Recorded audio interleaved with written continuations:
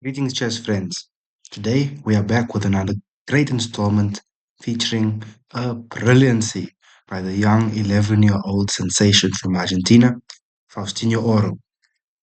In this game, he faces the experienced grandmaster, Sergei Ehrenberg, and this game was a rapid match at the recent World Rapid Blitz Championships in the USA, New York. So, in this game, Sergei Ehrenberg starts with 1 to e4. Faustino responds with c5, the Sicilian. We have knight to f3, d6, d4 takes, knight to f6, attacking the pawn on e4, followed up by knight c3, just defending, and a6, the Najdorf variation. So, very common, heavy in theory, often played at the top levels. Bishop to e3, standard moves. We have e6, we're in the English attack now, f3, very common here is g4 and h4 ideas after f3. Also just bishop e2 and to castle short. We have h5 then.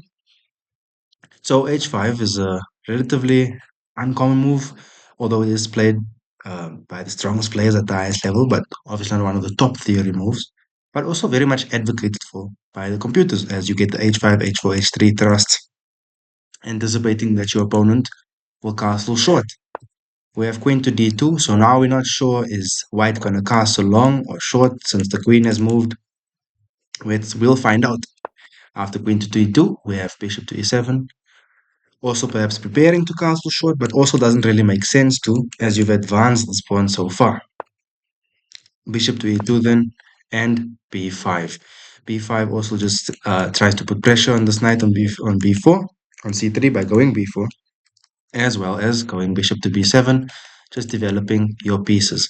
Bishop to b7 is also to be expected because you're trying to get this d5 push here. That is the Sicilian dream once you can achieve e6 and d5 to attack this e4 pawn. So castle short then. We have bishop to b7 as expected. a4 attacking on the flank, playing for side play. So now white, of course, would want to capture here and just argue that okay, they're a little better, slightly better positionally. They have a little more space. They have castle, the king's into safety. The knights are nice and fluid. The bishop can come to f4, maybe attack here. The knight can drop maybe to d1. You get c4 ideas. A2 even, rook a to c1 with a c4 thrust. A lot of potential. So we have b4 then. The knight kicked back to a2 and a5 just solidifying. So far, both sides are playing very cleanly. White has still got a slight advantage, but nothing too much. After bishop to b5 check here, we have knight f to d7, just protecting the king, and also maybe just perhaps making some room for the bishop, and not maybe putting this knight on d7. Although knight b to d7 would also be fine, either way. So, yeah, engine actually advocates for knight b to d7, but either way, knight f to d7 is also okay. Knight f to d7, we have c3. After c3, then we have b takes c, and knight takes on c3. So the knight re-enters from the room. All right, let's see what white has planned, and let's see what black has planned. After knight to c3, then we have castles, but unexpected. I mean, you've advanced your h pawn, but in return, you've moved your knight from f back to d7. So maybe you get some play here, dynamic play. So rook a to c1, very brave by the young Faustino to play in this manner, because he is slightly worse. White is fine. White doesn't have any complications or issues in the position. So after rook a to c1, we get knight to c5. So this knight is very nicely placed here. Can't really be attacked right now. If you go before, you just pick up a pawn. So we have rook f to d1, and now knight b to d7. After knight b to d7, queen to f2. So perhaps also just eyeing this knight here. But after queen to f2, Faustino goes rook a to c8, also just developing the rook, very thematic in the Sicilian play, as well as adding another protector to the knight. But mostly this eyeing here, right?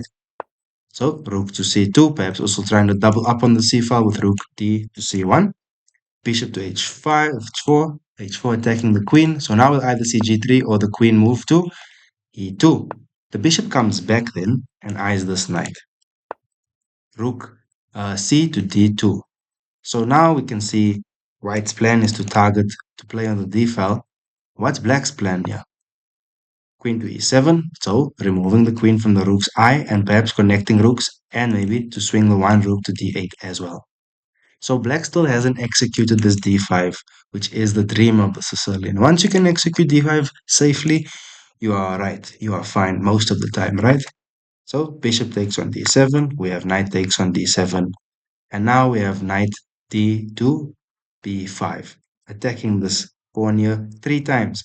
So the knight's attacking it, this rook's attacking it, well, and the rook, other rook on d1. So now it's time to go for d5, and d5 is played. So you might think, okay, Faustino doesn't really have enough protection on this pawn, right? So it's takes, and rook takes. And now suddenly, white's up a pawn, but there's a nasty little trap involved here. See, this is considered a mistake with the question mark. In this position, Faustino plays a brilliant positional move. Knight to b6, attacking this rook here. So, it's advised for the rook to capture on h5, right? But here the opponent, Sergei Ehrenberg, goes back to d2. The problem is here, after you go back to d2, this knight is planted on c4 and is really exercising a lot of control. But other than that, it's also forking here, attacking this bishop on e3 as well. And we'll notice now, let's say the bishop moves, well, you're just worse because you're losing a rook, you're down the exchange. If you take this way, well, you're in a big trouble. You'll have backrank issues. You go here, you can't do that. You're just losing your queen and you mated. So here's some big problems positionally how this knight has now wiggled its way. But the best move here is to go rook takes on h5. And then here's some lines would now be knight to c4.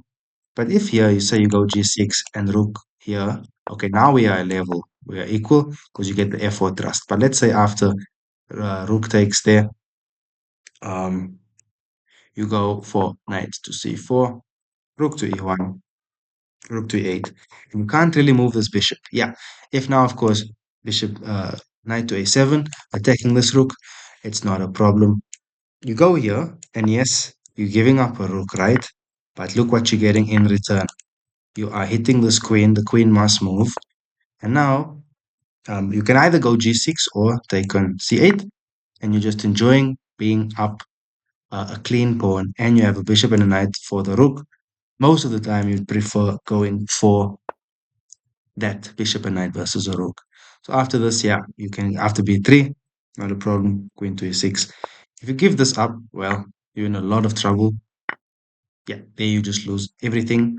So you'd have to do this. This comes with check in h1. And the game continues probably with knight to e4, e5, or even knight to d2, I imagine would be okay. Now it's suddenly equal. But here, and I think the reason why knight to e5 is even better is because this rook doesn't have much space or where to go to. Because after f4, probably knight to g5, yeah, and knight to g4, and you are just winning. Because if you take here, well, now the checks start coming in here, and you get a lot of nice play. The king doesn't really have much to do. Okay, it will repeat a bit, of course, but there's not much to do. And g6, and you are quite trapped. This bishop will maneuver in. This queen can't leave this file, this f1 square, because it's guarding against such. And the rook will just move, but black is to be preferred here. So if we go back then, a couple moves back after bishop, um, after knight to b6, we have rook back to d2, rook 5 back to d2, and now we have knight to c4, and now bishop to d3 or d4, and Faustino just captures. And here it's important to trade queens, even though yes, you are worse already. You just do this, snatch off a pawn, well, that way, and you are up the exchange. But here, instead of doing that, the opponent went for rook takes, and now you just go bishop takes on d4. You are up 4 points of material, and strategically you're winning. Knight captures, and now you get the beautiful rook to c1. King to f2 is forced, and now you're breaking in here on h4. Because if you go here now and you do this g3, it's just horrible. Your queen is infiltrating there, and you are bound to lose queen straight. Not much to do here. It's safe to resign for white. So we can see now in a matter of moves how that knight wiggled from d7 to b6 to c4. how much havoc it caused by giving up a pawn here.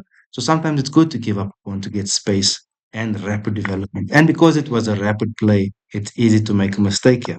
So rook to c1, king to f2, queen to h4, and g3 happened, queen to h2, king to e3, rook to 8. This is what actually happened in the game.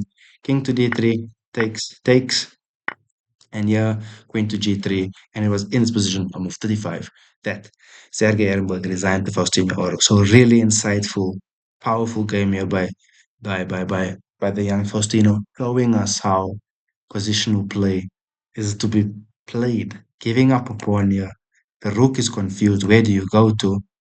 And it doesn't matter that pawn because you're getting a lot of space, knight to c4, causing a lot of problems. That f pawn was vacated, the king's on g1, that bishop's there, the pieces are lined up, the rook is eyeing, the queen is eyeing, the knight's eyeing. So beautiful play by Faustino. And guys, I hope you enjoyed this video. If you found it interesting and insightful, please do consider liking, commenting, and subbing. It will mean a lot. And if you have any suggestions to improve, please let me know in the comments below. Don't be shy. We're trying to learn and grow. And yeah, I hope you guys have a great day ahead. See you soon for the next video. Bye.